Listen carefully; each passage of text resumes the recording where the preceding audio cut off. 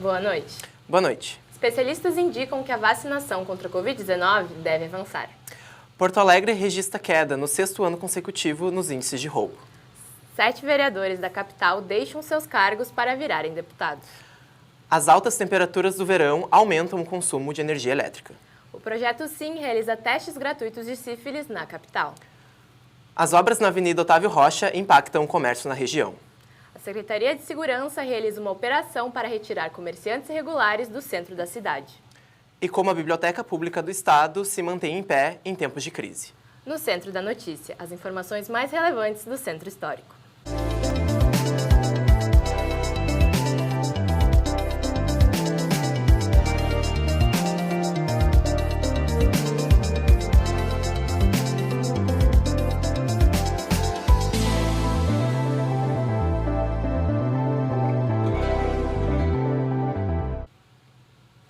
A vacinação contra a Covid-19 é a principal aliada em...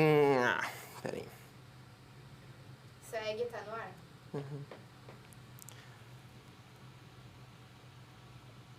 A vacinação contra a Covid-19 é a principal aliada em combate à nova... Ai, gente, que saco.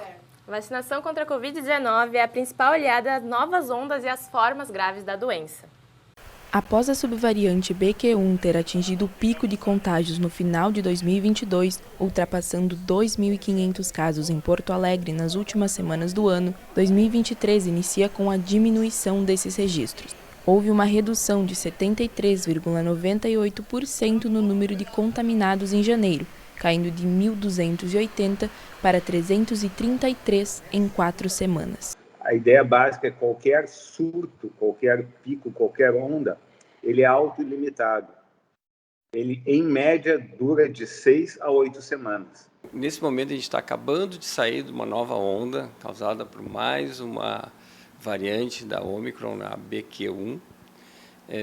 No momento, nessa última onda, a gente teve um aumento importante do número de casos na cidade, né? Mas não teve uma repercussão tão importante como nas outras ondas, né? Nas internações e nos óbitos, felizmente. É o reforço na cobertura vacinal que possibilita a queda nos casos ambulatoriais, nas internações e nos óbitos. A Unidade de Saúde Santa Marta aplica em média 80 vacinas da Covid por dia. Durante o pico da subvariante BQ1 no final do ano passado, a procura pela vacinação aumentou no posto. Agora, mesmo com a baixa de casos, as férias e as viagens levaram muitas pessoas a buscarem o reforço da proteção vacinal. É o caso de Júlia, que procurou complementar a carteira de vacinação por conta das férias. Estou tomando a 4ª dose, eu não tinha tomado ainda, eu vou tomar porque eu vou fazer uma viagem em março, então eu preciso tomar a 4ª dose e por segurança também. Na unidade de saúde também são oferecidas as vacinas infantis. A Baby para as crianças de 6 meses a 4 anos e a pediátrica, que imuniza a faixa dos 5 aos 11 anos. Esse é o principal público do posto, com a média de 30 crianças imunizadas todos os dias. Embora tenha vindo bastante adultos também vacinar, mas o nosso foco mais é a vacina infantil, a pediátrica. Ayla Francini, de 9 anos, foi ao Santa Marta em busca do reforço vacinal para voltar às aulas protegida.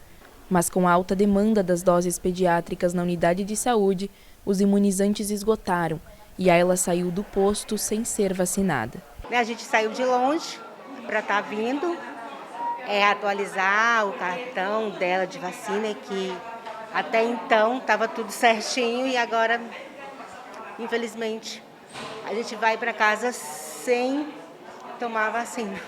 Entramos em contato com a Secretaria Estadual de Saúde, que informou que até o final da semana serão distribuídas 35.000 doses pediátricas para o estado, das quais 5.000 serão destinadas a Porto Alegre. Mesmo com a diminuição do número de casos de Covid, é preciso manter a carteira vacinal atualizada. No final do mês, o público com mais de 70 anos pode se imunizar com a vacina bivalente, que protege contra mais de uma variante em uma única aplicação. No Santa Marta, a vacinação acontece de segunda a sexta-feira, das 8 às 21 horas. Vacinar, vacinar e vacinar. Isso é fundamental. Começa hoje o Liquida Porto Alegre. A ação promove comércio local através de promoções neste período do ano em que há menor faturamento. Os consumidores podem encontrar descontos de até 70% e as ofertas vão até o dia 5 de março. No mês passado, iniciou a Operação Calçada Livre, realizada pela Secretaria de Segurança do Estado. O objetivo é a retirada de comerciantes da região do Centro Histórico. Veja mais detalhes na reportagem de Leonardo Melgarejo. O centro é o lugar mais procurado por ambulantes pela alta concentração de pessoas. Porém, a presença do comércio de rua atrapalha o deslocamento, dá prejuízo aos vendedores de lojas e contribui para vendas ilegais. Com a nova ação da Guarda Municipal, espera-se diminuir a presença de ambulantes nas áreas de alta circulação do quadrilátero central. O nosso trabalho é o combate a esse comércio irregular que tem dado um prejuízo não só para o comércio, mas também para a questão da segurança pública de Porto Alegre. Então a Operação Calçada Livre ela tem esse foco de transmitir uma maior sensação de segurança para o centro histórico. A Operação Calçada Livre já apreendeu mais de 300 produtos falsificados aqui no centro de Porto Alegre no último mês. Entre eles, roupas, brinquedos e bijuterias foram pegos pela Guarda Municipal, mas também outros produtos falsificados, como cigarros, perfumes e óculos escuros, que podem causar risco à saúde do consumidor. Denúncias anônimas podem ser feitas através do número 153 da Guarda Municipal. O ambulante pode vir a ser autuado e ter as mercadorias apreendidas, caso comprovada irregularidade. Crimes como descaminho ou contrabando podem levar à prisão preventiva. O Fórum Social Mundial acontece nesta semana na Assembleia Legislativa.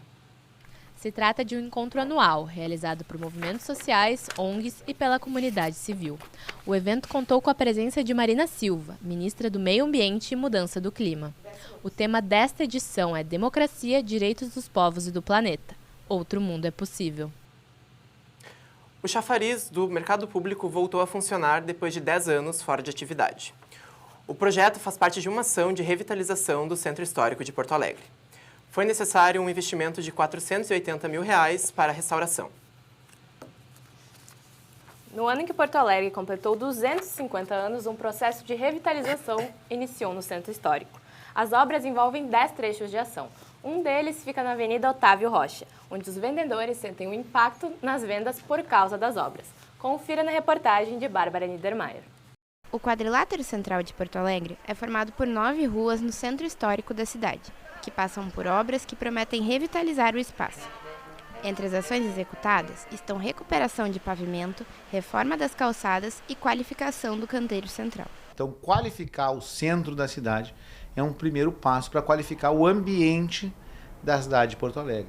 Nós identificamos, uma série de dificuldades de caminhabilidade. Então, a principal vantagem dessa obra, o principal escopo dessa obra é qualificar a caminhabilidade do centro de Porto Alegre.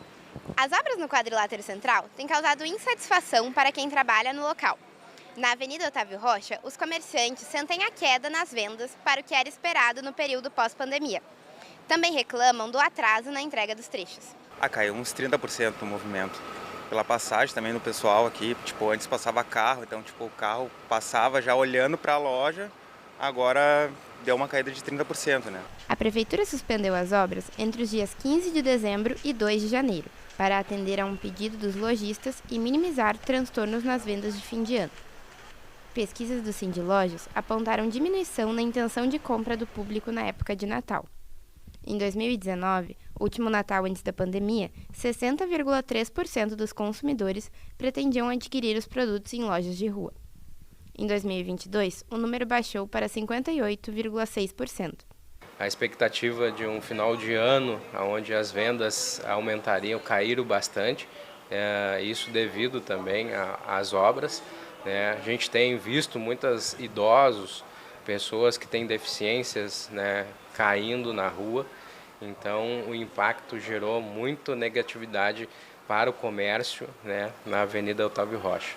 O vendedor também comenta a falta de comprometimento da Prefeitura com os prazos estimados para a conclusão de cada trecho. Eles deram uma data prevista de 90 dias de conclusão da obra e a única resposta que ele tem que está dentro do prazo. Já se passa de 180 dias e ainda não há resposta de conclusão da obra.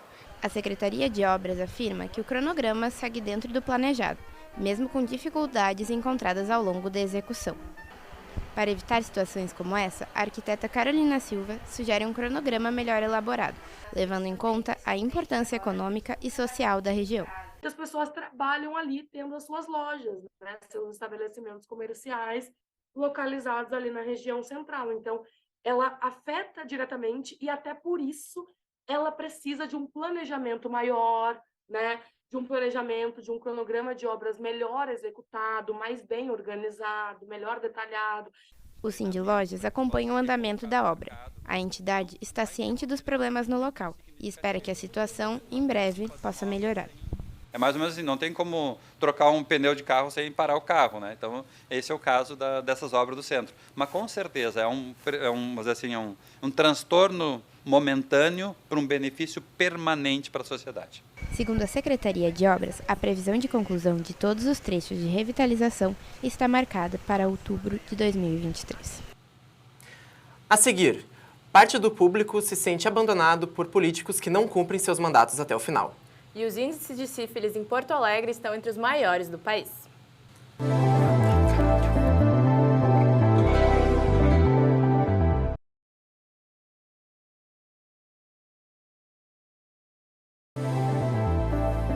O Projeto SIM realiza testes rápidos e gratuitos de sífilis em Porto Alegre. O objetivo é coletar dados, mapear e combater a doença pela cidade. A capital gaúcha tem um dos maiores índices de sífilis no país, com 116 casos para 100 mil habitantes. Confira na reportagem de Lucas Vidal. Quem transita pelas redondezas do mercado público já deve ter se deparado com um ônibus colorido no Largo Glênio Pérez. É a unidade móvel do Projeto SIM, que diariamente faz cerca de 50 testes de sífilis e outras infecções sexualmente transmissíveis. Em 2016, a sífilis foi considerada uma epidemia pelo Ministério da Saúde. O objetivo do projeto é coletar dados e monitorar estratégias de tratamento à doença. A iniciativa é do Hospital Moinhos de Vento, em parceria com a Secretaria Municipal de Saúde e o Ministério da Saúde. A pesquisa é financiada pelo Hospital Moinhos de Vento, que faz a coleta de informações baseadas em 2 enfoques: diagnóstico e monitoramento do tratamento. O objetivo da primeira etapa é fazer uma estimativa dos casos de sífilis não diagnosticados. Já na segunda etapa, o foco é identificar lacunas no tratamento no SUS e avaliar a efetividade de estratégias de enfrentamento da doença. Nós temos também incentivado os municípios, as regionais de saúde, a implantar e implementar os comitês de investigação da transmissão vertical, isso de forma contínua. Nós temos a distribuição dos insumos também à disposição de todas as regionais, de todos os municípios do estado. Os primeiros sintomas da sífilis acontecem nas primeiras semanas após a contaminação. São feridas que geralmente aparecem nos órgãos genitais ou na boca. Os sintomas podem evoluir para manchas vermelhas no corpo, que aparecem entre o 2º e o 6º mês da doença. Se não tratada, a sífilis pode afetar o cérebro, sistema nervoso e o coração.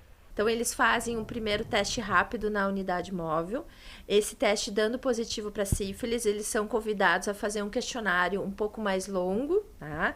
Onde eu vou... tem perguntas sobre comportamento sexual.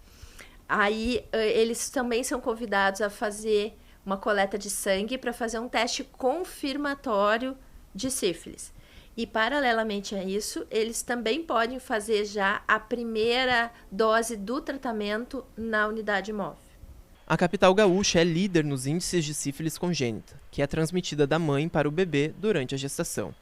Pode causar má formação do feto, aborto espontâneo e morte fetal. Nós temos um monitoramento, então, dessas gestantes sífilis, onde, caso a caso, nós olhamos por meio das notificações que chegam aqui, por meio dos sistemas de informação.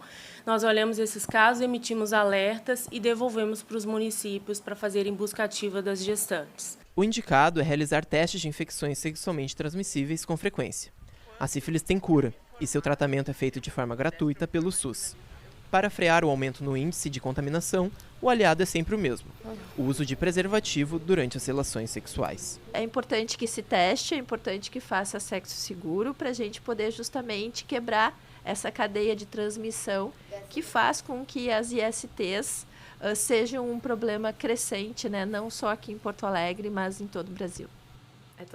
Também no Largo Glênio Pérez, uma unidade móvel do PROCON estará presente no local, das 10 às 16 horas. A ação tem o objetivo de denunciar práticas indevidas de prestadores de serviços e empresas. Essa é uma ação que comemora o Dia do Consumidor. Milhares de fiéis acompanharam a procissão de Nossa Senhora dos Navegantes nesta quinta-feira. O cortejo saiu da Igreja do Rosário por volta das 8 da manhã e levou 2h30 até chegar ao Santuário de Navegantes. Segundo os organizadores, cerca de 50 mil pessoas participaram da celebração. Nesta terça-feira, no plenário da Assembleia Legislativa, ocorreu a posse dos 55 deputados estaduais eleitos em outubro. O governador Eduardo Leite, o vice Gabriel Souza e a presidente do Tribunal de Justiça, desembargadora Iris Helena Medeiros Nogueira, participaram da solenidade. Com a sessão lotada, os parlamentares prestaram juramento de posse por ordem de bancada, da maior para a menor. 7 vereadores de Porto Alegre foram eleitos para deputados nas eleições do ano passado. Com isso, eles tiveram que deixar seus mandatos na Câmara Municipal. A troca de cargos é comum e prevista por lei, mas divide o debate público. Parte do eleitorado se sente abandonado com esta mudança, como conta a repórter Caroline Guarnieri. Bruna Rodrigues, Felipe Camozato, Cacá Dávila, Laura Cito, Leonel Hadi e Matheus Gomes deixarão a Câmara de Vereadores de Porto Alegre para assumirem cargos de deputados estaduais, e Dayana Santos, de deputada federal. Não é a primeira vez que essa mudança acontece. Em 2018, 5 vereadores foram eleitos para cargos mais altos no Legislativo, frente a 3 em 2014 e 1 em 2010.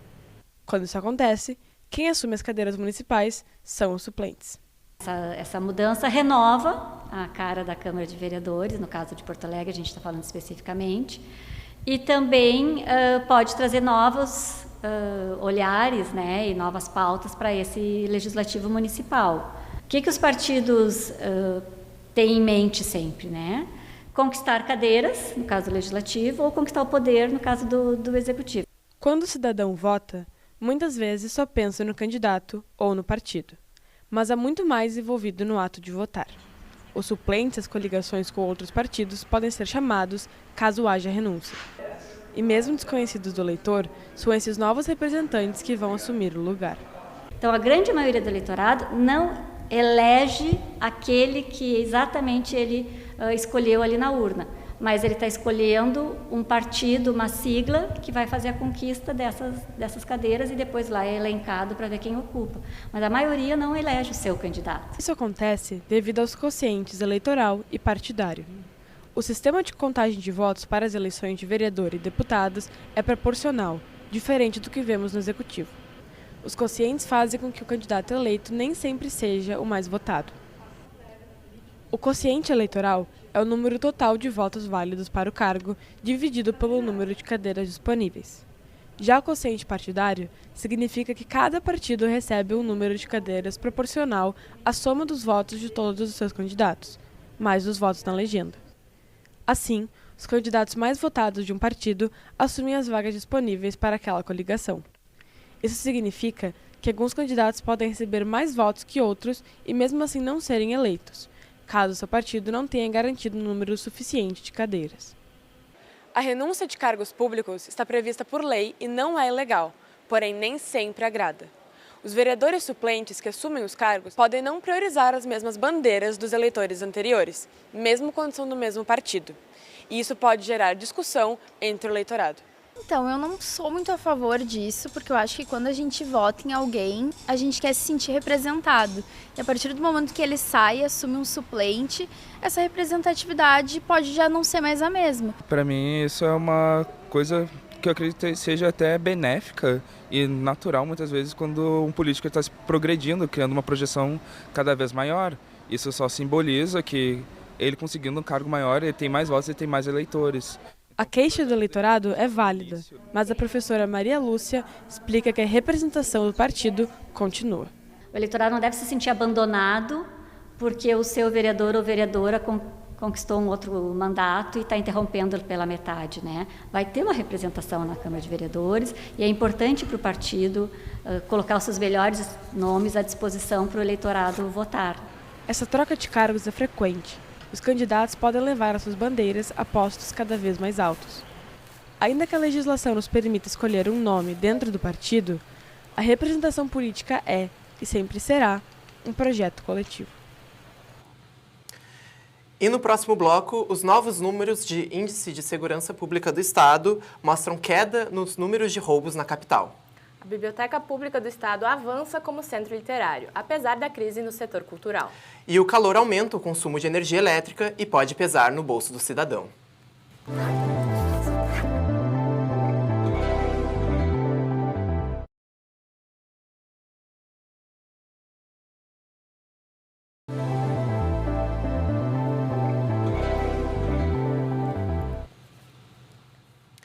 Foram divulgados os números oficiais da segurança pública no Rio Grande do Sul em 2022. Na capital, o índice de roubos caiu pelo 6º ano consecutivo. Veja mais detalhes na reportagem de João Pedro Bernardes. Todos os dias, cerca de 400 mil pessoas circulam pelo centro histórico de Porto Alegre. Mas o grande fluxo de pedestres também significa um maior número de alvos para os bandidos, contribuindo para a fama de insegura da região. Tem que estar sempre se cuidando, porque dá sempre uma pessoa atrás da gente assim para ser assaltado. Antigamente era um pouco mais perigoso andar nas ruas de Porto Alegre, mas hoje em dia tem bastante policiamento pelas ruas. Há um tempo atrás, mais ou menos, uns 4 meses, estava tendo muito furto assim, de celular. Tu via bastante... Volta e meia tu via as pessoas correndo, assim, né? Ainda que a sensação de segurança entre as pessoas que passam aqui pelo centro histórico não seja uma unanimidade, o número de roubos na capital diminuiu cerca de 55,5%, segundo os dados divulgados pela Secretaria de Segurança Pública do Estado. 2022 foi o 6º ano seguido de queda no número de registros de roubo em Porto Alegre. Apenas no ano passado, foram registradas mais de 15 mil ocorrências, quase 2 mil a menos do que em 2021. Já no intervalo entre os meses de julho e dezembro, a capital teve pouco mais de 7.500 casos. O número é cerca de 15% menor que o registrado no mesmo período de 2021. Ainda que não haja números específicos referentes ao centro histórico, o bairro também mostrou redução na quantidade de casos. É o que afirma o comandante do 9º Batalhão de Polícia Militar, responsável pela região. Quando nós começamos ali a agir, colocamos um pouco mais de efetivo, outros tipos de policiamento, por exemplo, com bicicleta. Juntamente com o 4º RPMON, destinamos os cavalos para aquela região. Motocicletas, que é a nossa ROCAM, que é rondas ostensivas com apoio de motocicleta. Começamos a destinar para esses locais, colocamos pedestais, né, que o brigadiano fica elevado e fica com o comandamento daquela situação. Para o sociólogo e especialista em segurança pública Marcos Rolim, existe a necessidade de uma análise mais profunda dos dados. Olha, primeiro, uma coisa importante assim quando a gente discute dados na área da segurança pública é que é preciso separar o que é o fenômeno da criminalidade e da violência e o que são registros policiais. São coisas completamente diferentes, né? Nem sempre uma queda dos registros significa queda do fenômeno da criminalidade. Os registros medem basicamente a postura que as vítimas adotam, né? Se as vítimas procuram a polícia, elas efetuam o registro. Se as vítimas não procuram a polícia, não há registro. E o baixo nível do Guaíba no último mês expôs o grande volume de lixo na orla. Em períodos semelhantes em anos anteriores, foram retiradas cerca de 8 toneladas de resíduos da região. Mas, segundo a Prefeitura, o trabalho de limpeza terá de ser ampliado para cobrir o trecho de maior circulação, que vai do gasômetro até o pontal. As altas temperaturas do verão fazem o consumo de energia elétrica e de refrescadores, como ventiladores e ar-condicionado, aumentarem no centro histórico. A repórter Esther Bertossi mostra como isso impacta a economia e o bolso do cidadão. Neste verão, os termômetros do Rio Grande do Sul marcam 2 graus Celsius a mais do que nos anos anteriores. Em Porto Alegre, a média fica próxima de 31 graus. Mas dentro da mesma cidade, pode haver uma diferença entre as temperaturas. Quanto maior a quantidade de prédios, menor a circulação de ar. No verão, isso quer dizer que fica ainda mais quente. Essa combinação faz o centro histórico ser um ponto de calor concentrado. E quem sente o impacto disso é o cidadão. Eu sinto muita diferença quando eu tô aqui no centro, por exemplo, ou quando eu vou pra minha avó aqui ali no Bonfim. Tipo, é outra temperatura. Ou na Zona Sul, ou no Menino Deus, assim. Aqui eu sinto que é mais quente, sim. Quando é verão, Marina sempre deixa os ventiladores de casa ligados. Esse comportamento reflete na conta de luz. Desde o início da estação, ficou até R$ 70 mais cara. Segundo dados da Agência Nacional de Energia Elétrica, no verão a conta de luz chega a subir até 8,6%. O consumo de energia elétrica no planeta Terra está diretamente relacionado com temperatura, seja para temperaturas mais altas, como, por exemplo, no verão, a previsão de temperaturas mais altas representa uma necessidade maior, principalmente de ar-condicionado. Não é só no consumo de energia que o calor causa impacto. A procura por eletrodomésticos, como ventiladores e aparelhos de ar-condicionado, cresce para aliviar as altas temperaturas do verão. O calor ele representa um aumento muito grande nas vendas, inclusive no próprio faturamento. Dá para dizer hoje que ele é praticamente um carro-chefe nesse trimestre aqui no nosso estado, né? E nós temos um crescimento mais ou menos de 20% a 30% desses itens nesse período de dezembro até março, que é o forte do nosso calor aqui no estado, né? Na hora de ligar o ar-condicionado ou o ventilador, é comum se preocupar com a conta de luz que chega no fim do mês. Para um consumidor residencial, é importante tomar cuidado com alguns eletrodomésticos. O chuveiro elétrico é um dos maiores vilões da conta de luz. Para gastar menos energia, coloque-o no modo verão. Já na cozinha, é importante verificar se a borracha da geladeira está funcionando. Se estiver desgastada, pode não vedar direito, o que gasta mais energia. Quando se trata de ar-condicionado, prefira a temperatura de 23 graus. É o suficiente para refrescar o ambiente. Não existe forma de produzir sem agressão. Pode se agredir menos. Então, como para produzir energia se agride o meio ambiente, a gente tem que ter bem claro que quanto mais consciente for o consumo, melhor para o planeta. O vestibular da URGS ocorreu em Porto Alegre e em outras 6 cidades gaúchas neste final de semana. As provas foram aplicadas pela tarde, no sábado e no domingo. Foram quase 22 mil candidatos para apenas 4.008 vagas. O número de inscritos subiu 45% em comparação com a edição passada do vestibular. Os cursos mais concorridos são Medicina e Psicologia. A Biblioteca do Estado do Rio Grande do Sul resiste em meio a uma crise no setor cultural. O segredo está no relacionamento com o público. Confira na reportagem de Mariana Marciai. Cerca de 800 bibliotecas públicas do país fecharam as portas em um período de 5 anos, indicam dados de 2020 do Sistema Nacional de Bibliotecas Públicas.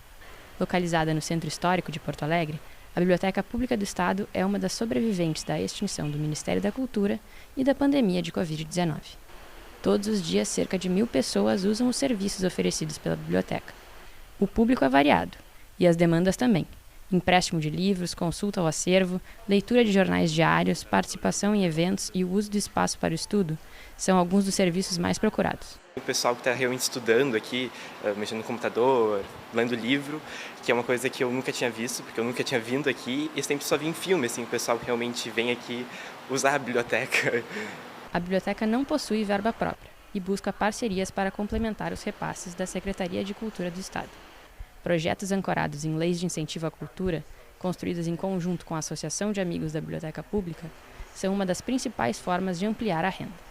Boa parte dos recursos financeiros são direcionados a reformas, como a recém-concluída restauração da fachada e constantes reparos internos. Mas nós estamos já também preparando para encaminhar projetos da climatização, a acessibilidade, né, que ainda o prédio não tem, embora tenha um elevador. Este elevador ele é de 1922, então não passa uma cadeira de rodas, né, na porta dele.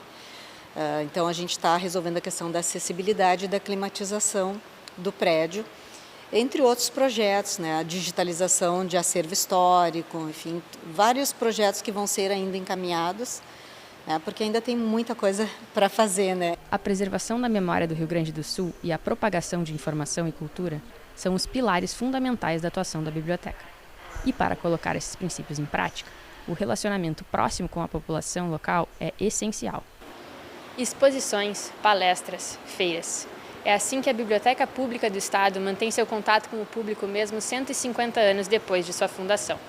As inovações vêm na estrutura física, que passa por renovações desde o ano passado, mas também em seu acervo, que recentemente recebeu uma importante adição. A Gibiteca é uma das iniciativas voltadas para conquistar o público jovem e adulto. Composta por cerca de 5.000 exemplares, vai muito além do que oferecem as tradicionais editoras Marvel e DC Comics. O acervo conta com mangás, coletâneas de tiras, graphic novels, gibis e revistas seriadas, incluindo um setor destinado a obras de quadrinistas gaúchos. O espaço é palco de bate-papo e palestras com profissionais do meio, além de eventos. O que mantém uma biblioteca pública aberta é a comunidade, né? É aquele espaço ser importante para aquele público, né? Então, a gente não pode simplesmente cruzar os braços e fazer o beabá, né? Que é emprestar livro, espaço para consulta, enfim. Tu tem que ser criativo, tu tem que ser inovador, tu tem que buscar parcerias. A Biblioteca Pública do Estado funciona de segunda a sexta, das 10 às 18 horas e, aos sábados, das 10 às 17 horas. A programação e os próximos eventos da biblioteca podem ser consultados pelo Instagram, @bpe.rs. E o No Centro da Notícia fica por aqui. Boa noite. Boa noite e até amanhã.